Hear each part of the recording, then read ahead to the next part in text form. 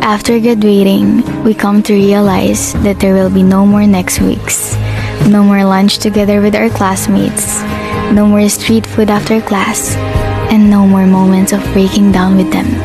Instead of saying, "See you tomorrow" or "next school year," it will be, "I hope to see you one day again."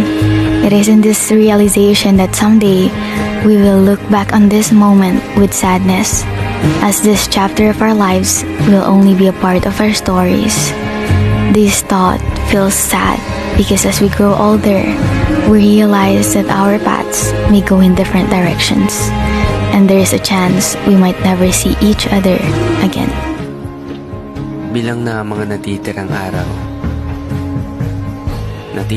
araw para sa nalalapit na pagtatapos ng eskwela.